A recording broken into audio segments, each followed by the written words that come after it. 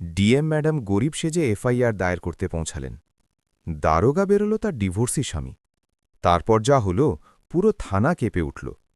বন্ধুরা, এটি উত্তরাখণ্ডের হরিদ্বারের একটি সত্যি ঘটনা, যেখানে গঙ্গার তীরে অবস্থিত একটি পুরনো বস্তিতে সরু গলি ছিল, কাঁচা দেয়ালের বাড়ি ছিল, এবং প্রতিটি মুখে সংগ্রামের হালকা রেখা স্পষ্ট দেখা যেত। সেই বস্তির একেবারে শেষ প্রান্তে একটি ছোট্ট ভাড়ার ঘর ছিল।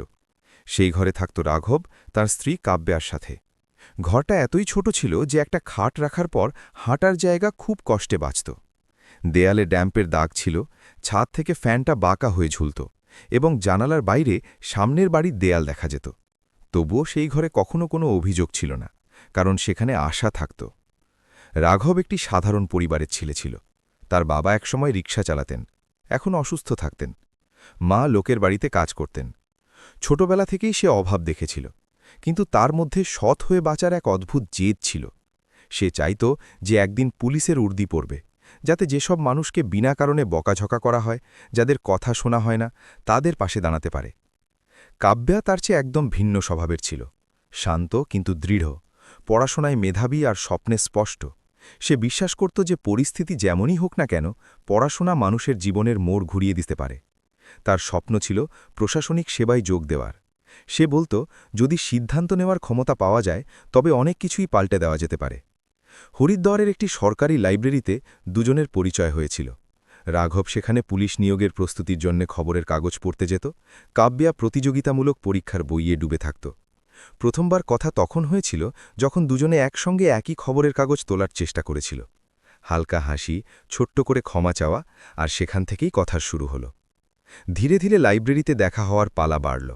কখনো পড়াশোনার আলোচনা, কখনো দেশ বিদেশের কথা, কখনো আবার নিজের বাড়ির সমস্যা। দুজনেরই মনে হলো যে তাদের স্বপ্ন আলাদা হতে পারে, কিন্তু সংগ্রাম একই রকম। রাঘবের কাব্যার বুদ্ধিমত্তা পছন্দ ছিল, আর কাব্যার পছন্দ ছিল রাঘবের সরলতা।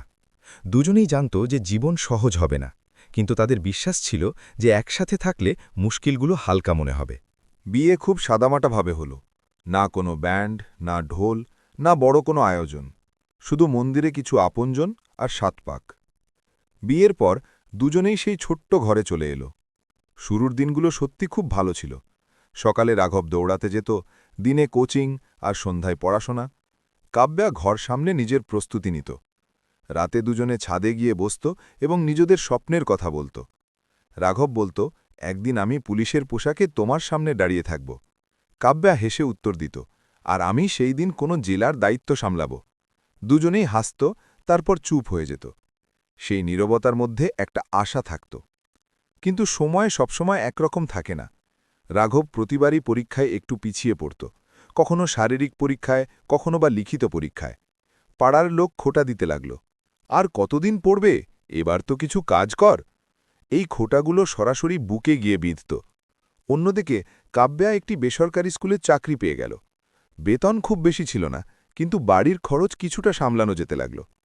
কাব্যা খুশি ছিল যে সে রাঘবের বোঝা হালকা করতে পারছে।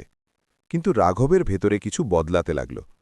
তার মনে হতে লাগল যে মানুষজন তাকে কাব্যার রোজগারের সাথে যুক্ত করে দেখছে। যখন কেউ বলে দিত, ভাগ্যিস বউ চাকরি করছে, না হলে সংসার কিভাবে চলত, তখন তার মুখে হাসি থাকত, কিন্তু ভেতরে একটা দহন হতো। ধীরে ধীরে ছোট ছোট কথায় তর্ক শুরু হলো। এতক্ষণ ধরে পড়াশোনা কেন, সংসারের দিকেও খেয়াল রাখো, সারাক্ষণ কি বই নিয়ে থাকা জরুরি? কাব্যা প্রথমে বোঝাত, তারপর চুপ থাকতে শুরু করল। সে জানত যে এটা রাঘবের রাগ নয়, এটা তার ভয়। এক রাতে তর্ক খুব বেড়ে গেল। কথা শুধু পড়াশোনাতেই সীমাবদ্ধ রইল না। রাঘবের কথায় একটা জ্বালা ছিল, আর কাব্যার কণ্ঠে ব্যথা। তোমার যদি মনে হয় যে আমি একটা বোঝা, তো আমি এমনটা বলিনি, কিন্তু অনুভব তো এটাই হয়। রাগের মাথায় রাঘবের মুখ থেকে একটা শব্দ বেরিয়ে গেল, ডিভোর্স। ঘরে হঠাৎ নিস্তব্ধতা নেমে এলো। ফ্যানের শব্দটাও ভারী মনে হতে লাগল। দুজনেই সেই মুহূর্তে বুঝতে পারল যে এই শব্দটা কতটা বড়। কিন্তু অহংকার এবং আহত মন অনেক সময় সত্যের চেয়ে বেশি জোরে কথা বলে। পরিবার মাঝে এলো, বোঝানোর চেষ্টা হলো, কিন্তু বিষয়টা আর শুধু ঝগড়ার মধ্যে আটকে ছিল না, এটা এখন আত্মসম্মানের বিষয় হয়ে দাঁড়িয়েছিল। কাব্যা অনেক চেষ্টা করল যাতে সম্পর্কটা বেঁচে যায়।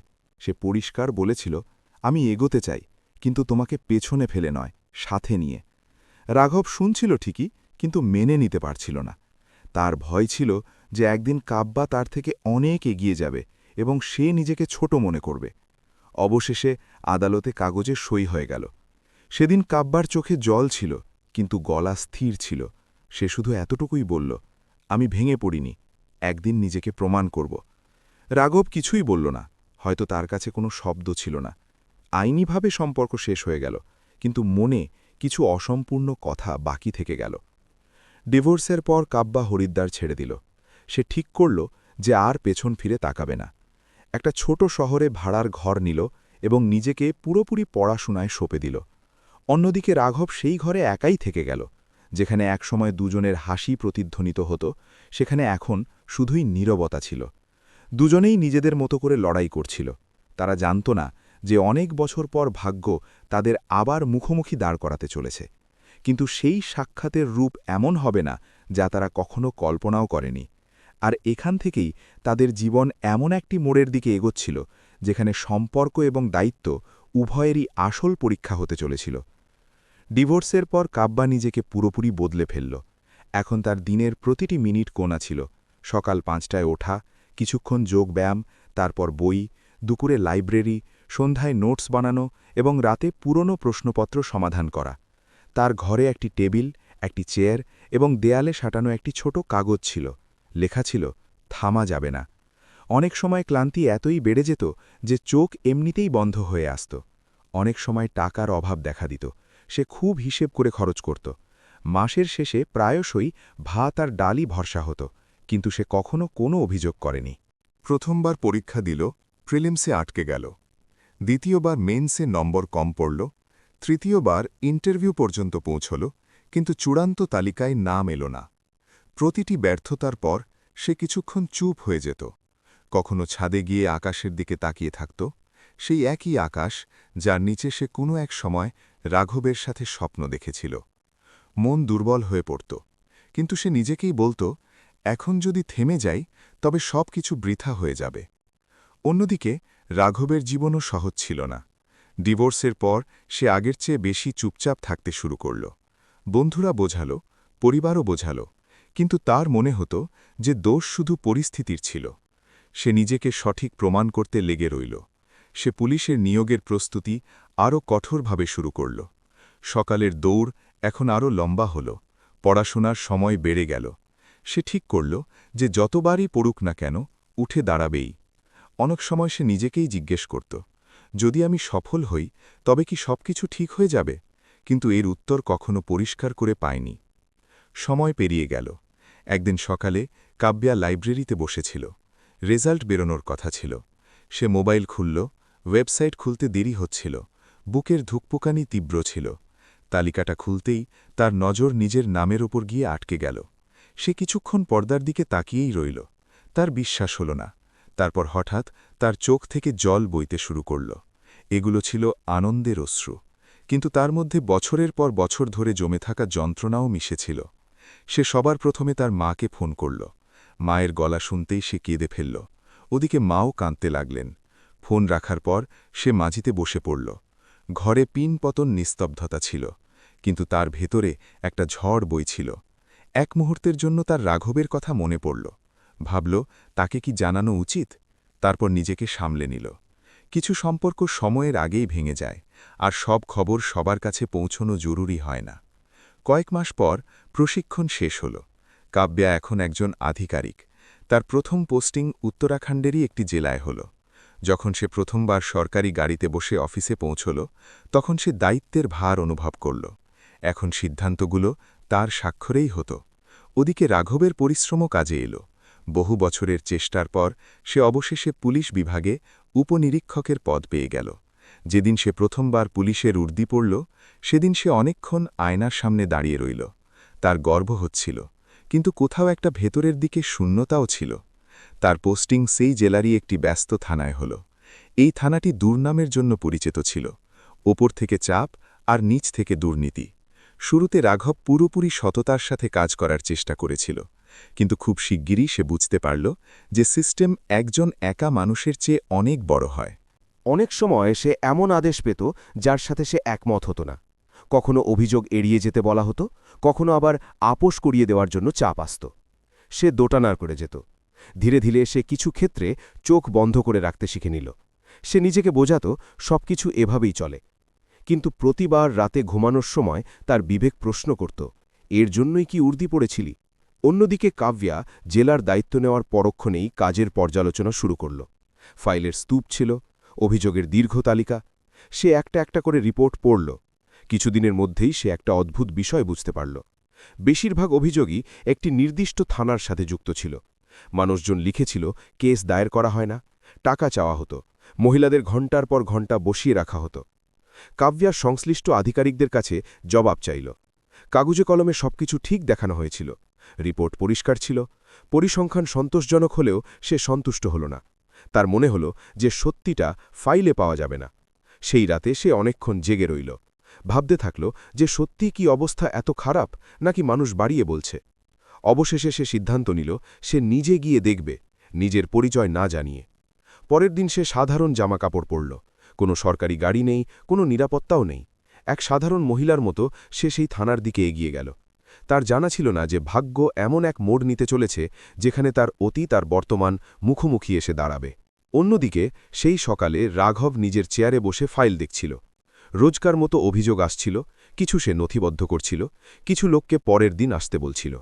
দরজার বাইরে শোরগোল ছিল, এবং কিছুক্ষণের মধ্যেই এক সাধারণ মহিলা ক্লান্ত পায়ে আর নত দৃষ্টিতে সেই থানার ভেতর পা রাখতে চলেছিল। তার জানা ছিল না যে ওই ঘরে বসে থাকা অফিসার তার নিজের অতীত। থানার বাইরে দাঁড়িয়ে কাব্যা এক দীর্ঘশ্বাস নিল। সে ওড়নাটা একটু মাথার ওপর টেনে নিল আর ভেতরে চলে গেল। সিপাহীদের নজর তার ওপর পড়ল, কিন্তু কেউ বিশেষ পাত্তা দিল না। একজন খেয়ামখেয়ালিভাবে জিজ্ঞেস করল, কি কাজ আছে? কাব্যা ধীর গলায় বলল, রিপোর্ট লেখাতে হবে। সিপাহী তার দিকে না তাকিয়েই বলল, বসো, সাহেব ব্যস্ত আছেন। সে কোণের একটি বেঞ্চে বসে পড়ল। আশেপাশে আরও কিছু লোক ছিল, কারোর জমির মামলা, কারো বা ঝগড়া। সবার চেহারায় একরকম অপেক্ষার ছাপ। কিছুক্ষণ পর ভেতর থেকে আওয়াজ এলো। পরবর্তী কাব্য ধীরে ধীরে সেই ঘরের দিকে এগিয়ে গেল। দরজা অর্ধেক খোলা ছিল। যেমনই সে ভেতরে পা রাখল, তার নজর টেবিলের পেছনে বসে থাকা অফিসারের ওপর পড়ল। সে থমকে গেল। সামনে রাঘব ছিল। চেহারা আগের চেয়ে বেশি কঠোর, কাঁধে উর্দি, কিন্তু চোখগুলো সেই একই। রাঘবও চোখ তুলে তাকাল। এক মুহূর্তের জন্য তার শ্বাস আটকে গেল। দুজনের চোখাচোখি হল। সময় যেন থমকে গেল, কিন্তু পরের মুহূর্তেই দুজনে নিজেকে সামলে নিল। কাব্য চোখ নামিয়ে নিল। রাঘব ফাইলের দিকে মন দেবার নাটক করল। কয়েক সেকেন্ডের নীরবতার পর রাঘব আনুষ্ঠানিক স্বরে জিজ্ঞেস করল, কি অভিযোগ আছে? কাব্য নিজের গলা বদলাল। সে এবার এক সাধারণ কর্মজীবী মহিলার মতো কথা বলছিল। সে জানালো যে তার জমি কয়েকজন দখল করে নিয়েছে। সে অনেকবার থানায় এসেছে, কিন্তু প্রতিবার তাকে ফিরিয়ে দেওয়া হয়েছে। রাঘব মন দিয়ে শুনছিল। প্রতিটি শব্দ তার ভেতরে কিছু একটা ভেঙে দিচ্ছিল। সে বুঝে গিয়েছিল যে সামনে বসে থাকা মহিলা আর কেউ নয়, কাব্য। কিন্তু সে এটাও বুঝতে পারছিল যে সে এখানে ব্যক্তিগত কারণে আসেনি। সে নিয়ম অনুযায়ী প্রশ্ন করতে শুরু করল। কাগজ আছে? আগের অভিযোগের কপি আছে? সাক্ষীকে? কাব্য প্রতিটি প্রশ্নের উত্তর দিয়ে গেল। সে ইচ্ছে করেই নিজেকে অসহায় দেখাল। সে দেখতে চাইছিল যে এক সাধারণ মহিলার সাথে এখানে কেমন আচরণ করা হয়। কিছুক্ষণ পর রাঘব সেটাই বলল যা সাধারণত বলা হয়ে থাকে, বিষয়টা তদন্তের, কাল এসো। এই কথা বলার সময় তার গলার আওয়াজ একটু নিচু হয়ে গেল। কাব্য মাথা তুলে তার দিকে তাকাল। তার চোখে মিনতি ছিল, কিন্তু ভয় ছিল না। সে বলল, সাহেব, অনেক দূর থেকে এসেছি, আজই লিখে নিন। রাঘবের ভেতরে দ্বন্দ্ব শুরু হয়ে গেল। বাইরেই একজন সিপাহী দাঁড়িয়েছিল। ওপর মহলের চাপ থাকত যে সব অভিযোগ যেন সাথে সাথে নথিবদ্ধ না করা হয়। সে চেয়ার থেকে উঠল আর জানালার কাছে গিয়ে দাঁড়াল। বাইরে সেই মানুষগুলোই ছিল যাদের জন্য সে একদিন উড়তি পড়ার স্বপ্ন দেখেছিল। কয়েক মুহূর্ত পর সে ফিরে এসে চেয়ারে বসল। ঠিক আছে, আবেদন লেখো, সে বলল। কাব্য কাগজটা তুলে নিল। তার হাত হালকা কাঁপছিল। এই কাঁপুনি অভিনয়ের ছিল না, বরং তা ছিল গত হওয়া বছরগুলোর স্মৃতির। তখনই ফোন বেজে উঠল। রাঘব ফোন ধরল। অন্যদিকে কোনো এক ঊর্ধ্বতন আধিকারিকের গলা ছিল। কথাবার্তা সংক্ষিপ্ত ছিল, কিন্তু স্পষ্ট ছিল। ব্যাপারগুলো সামলে চলো, ওপর থেকে যেন অভিযোগ না আসে। ফোন রাখার পর রাঘবের চেহারা আবার কঠোর হয়ে গেল। সে কাগজটা আবার কাব্যের দিকে ঠেলে দিল। আজ সম্ভব নয়, স্টাফ কম আছে, কাল এসো। ঘরে ভারী নীরবতা ছেয়ে গেল। এটাই সেই মুহূর্ত ছিল যখন কাব্য ঠিক করল যে এবার পর্দা ওঠাতে হবে। সে ধীরে ধীরে উঠে দাঁড়াল। তার গলার স্বর এবার বদলে গিয়েছিল, স্থির আর দৃঢ়। দারোগাবাবু, চেয়ারে বসে সিদ্ধান্ত বদলানো যেতে পারে, কিন্তু সত্যিটা নয়। রাঘব চমকে গেল। সে প্রথমবার সরাসরি তার চোখের দিকে তাকাল। এবার সেখানে কোনো সাধারণ কর্মজীবী মহিলার দ্বিধা ছিল না, বরং অধিকার ছিল। কাব্য নিজের পার্স থেকে পরিচয়পত্র বের করল আর টেবিলের ওপর রেখে দিল। আমার নাম কাব্য শর্মা। আমি এই জেলার জেলাশাসক, ডিএম। ঘরের বাতাস যেন থনকে গেল। বাইরে দাঁড়িয়ে থাকা সিপাহীরা ভেতরে উকি মারতে লাগল। রাঘবের চোখ বড় বড় হয়ে গেল। তার হাত অবশ হয়ে এলো। তার মনে হলো যেন অতীত একসাথ হয়ে সামনে এসে দাঁড়িয়েছে। সেই ঝগড়া, সেই কথাগুলো, সেই বিবাহ বিচ্ছেদ। কাব্য শান্ত কিন্তু কড়া সুরে বলল, আমি এখানে তোমাকে চিনতে আসিনি, সিস্টেম যাচাই করতে এসেছিলাম। আজ যদি আমি ডিএম না হতাম, তবে কি আমার কেস নথিবদ্ধ হতো? রাঘব কয়েক সেকেন্ড কিছু বলল না। তারপর ধীর স্বরে বলল, হয়তো না। এটা স্বীকার করা তার জন্য সহজ ছিল না। কাব্য সাথে সাথে নির্দেশ দিল, সংশ্লিষ্ট রেজিস্টার আনানো হলো। পুরনো মামলার ফাইলগুলো খোলা হলো। যেসব সিপাহীর নামে অভিযোগ ছিল তাদের নাম নোট করা হলো। থানায় প্রথমবার নিস্তব্ধতা বিরাজ করছিল। যেই অভিযোগ এতক্ষণ ধরে এড়ানো হচ্ছিল, তার সাথে সাথে নথিবদ্ধ করা হলো। রাঘব দাঁড়িয়েছিল মাথা নিচু করে। কাব্য তার দিকে তাকাল। তার মুখে কোনো রাগ ছিল না, শুধু ক্লান্তি আর হতাশা ছিল। তোমার মনে আছে? সে ধীরে করে বলল, আমিও একসময় এভাবেই অফিসের চক্কর কাটতাম। রাঘবের চোখ জলে ভরে এলো। আমার ভুল হয়েছে, সে বলল। কিন্তু কাব্য কোনো জবাব দিল না। সে ঘুরল আর বাইরে চলে গেল। পেছনে পড়ে রইল রাঘব। এমন একজন মানুষ যে আজ প্রথমবার নিজের উর্দির ভেতরে উকি দিচ্ছিল, আর সে স্পষ্ট দেখতে পাচ্ছিল যে আসল লড়াইটা বাইরে নয়, তার নিজের ভেতরেই রয়েছে। কাব্য চলে যাবার পর ঘরে সেই একই টেবিল, একই চেয়ার আর একই ফাইলগুলো ছিল, কিন্তু রাঘবের ভেতরে সব কিছু বদলে গিয়েছিল। সে ধীরে ধীরে চেয়ারে বসতে বসতে নিজের মুখ দুই হাতে ঢেকে নিল। আজ প্রথমবার সে অনুভব করল যে ভুল শুধু একটি সম্পর্কে হয়নি, বরং তার কর্তব্যেও হয়েছিল। কয়েক ঘন্টার মধ্যেই তদন্তের প্রক্রিয়া শুরু হয়ে গেল। পুরনো রেজিস্টার ঘাটা হল। অনেক অমীমাংসিত মামলার তালিকা তৈরি হল। যেসব সিপাহীর ওপর বারবার অভিযোগ এসেছিল তাদের লাইন হাজির করা হল। থানার পরিবেশ হঠাৎ করে বদলে গেল। মানুষের বিশ্বাস হচ্ছিল না যে এই সেই থানা যেখানে মাসের পর মাস চক্কর কাটতে হতো। এখন তারা নিজেরাই ফোন করে অভিযোগ জানতে চাইছে। রাঘব নিজেকে কাজের মধ্যে সঁপে দিল। এখন সে প্রতিটি অভিযোগ মন দিয়ে শুনত। যদি কোনো গরিবের কথা হতো তবে সে তাকে বসিয়ে পুরো তথ্য জেনে নিত। কিন্তু পরিবর্তন শুধু বাইরের ছিল না। রাতে বাড়ি ফেরার সময় সে চুপচাপ থাকত। তাকে বারবার ওই একই প্রশ্ন বিরক্ত করত। যদি কাব্য সেদিন নিজের পরিচয় না জানাত, তবে কি আমি সত্যিই রিপোর্ট লিখতাম? এই প্রশ্নের কোনো উত্তর তার কাছে ছিল না। কিছুদিন পর সে কালেক্টর অফিস থেকে বার্তা পেল, ডিএম ম্যাডাম ডেকেছেন। তার বুক দ্রুত ধড়ফড় করতে লাগল। এই সাক্ষাৎ কোনো তদন্তের চেয়ে বেশি তাদের অতীতের সাথে যুক্ত ছিল। সে যখন কার্যালয়ে পৌঁছল তখন বাইরে স্বাভাবিক শোরগোল ছিল।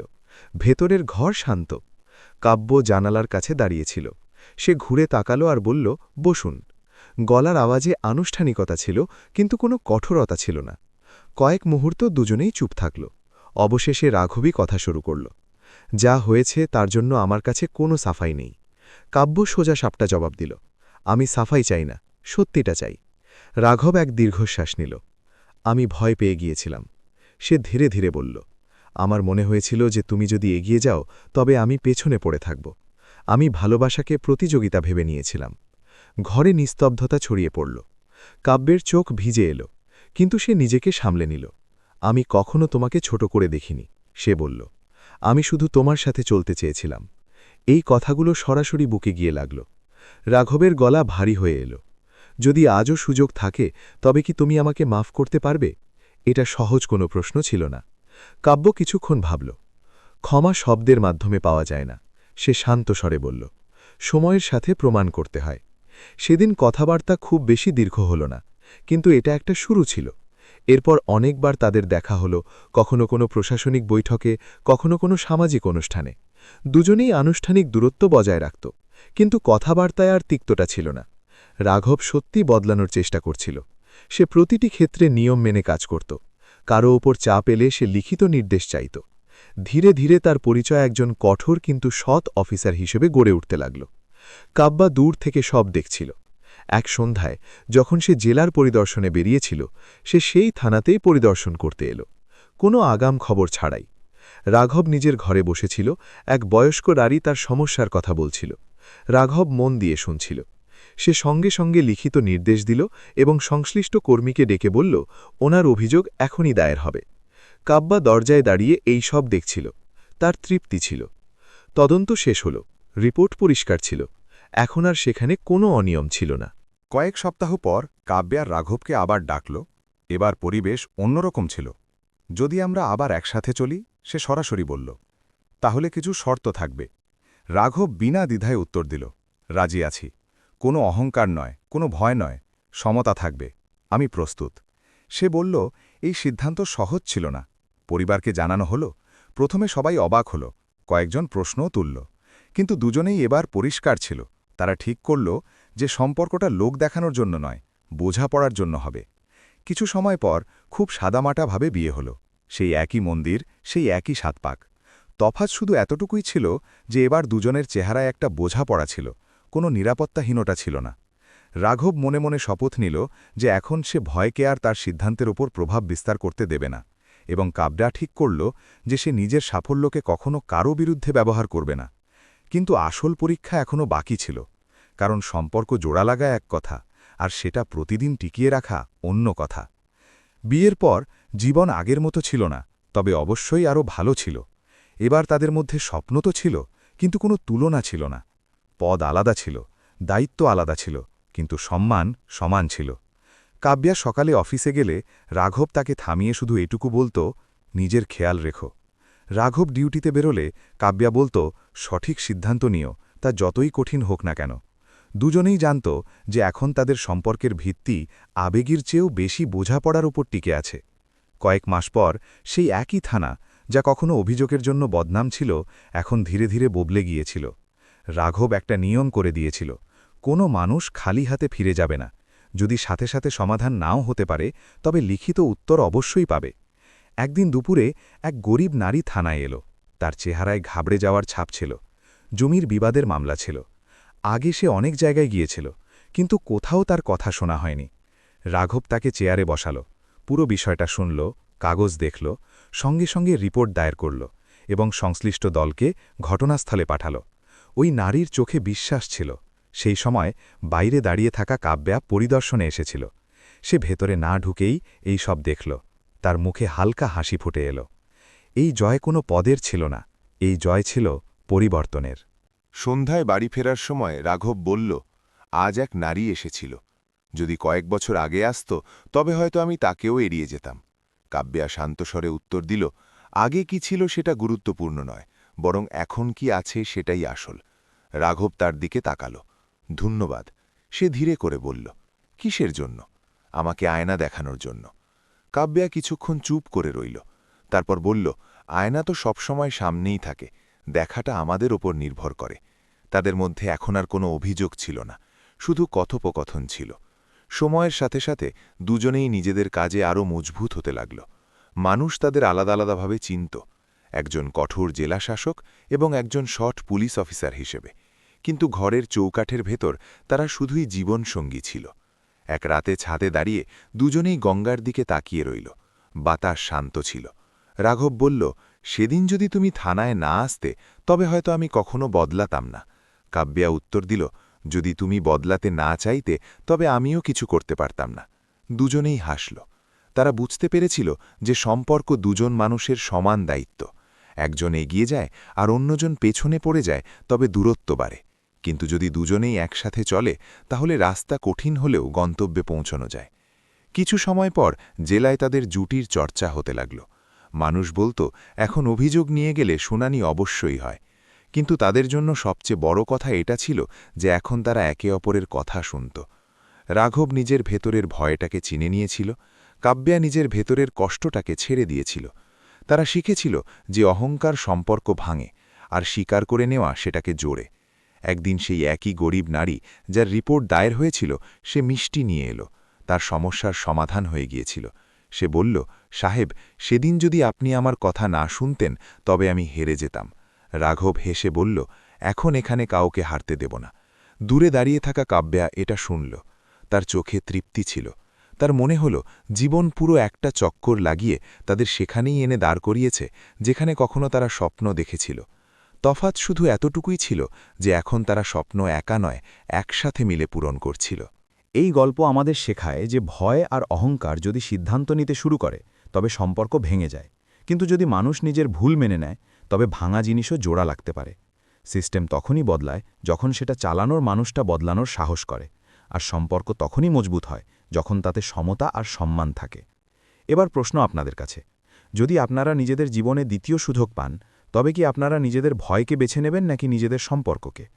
বন্ধুরা, এই গল্পের সবচেয়ে বড় শিক্ষা এটাই যে সম্পর্ক কারো একার জয় বা হারে চলে না, বরং বোঝাপড়া, সমতা আর ভরসায় চলে। যখন ভয় আর অহংকার ভালোবাসার চেয়ে বড় হয়ে যায় তখন নিজের মানুষরাই দূরে চলে যায়। কিন্তু যদি মানুষ সময় থাকতে নিজের ভুল স্বীকার করে নেয় আর বদলানোর সত্যিকারের চেষ্টা করে তবে ভেঙে যাওয়া সম্পর্ক আবার জোড়া লাগতে পারে। এই গল্প এটাও শেখায় যে পদ আর ক্ষমতা মানুষকে বড় করে না, তার চরিত্র তাকে বড় করে তোলে। উর্দি হোক বা চেয়ার, যদি বিবেক বেঁচে থাকে তবে সিস্টেমও বদলাতে পারে, আর যদি বিবেক ঘুমিয়ে পড়ে তবে সবচেয়ে উঁচু পদটাও ফাঁকা বলে মনে হয়। এবার আপনারা নিজেদের কাছে একটা প্রশ্ন করুন, কখনো কি আপনাদের জীবনে এমন মুহূর্ত এসেছে যখন অহংকার সম্পর্কের ক্ষতি করেছে? যদি আপনারা দ্বিতীয় সুযোগ পান তবে কি ভয়কে বেছে নেবেন নাকি সেই সম্পর্ককে যাকে আপনারা কখনো মন থেকে চেয়েছিলেন?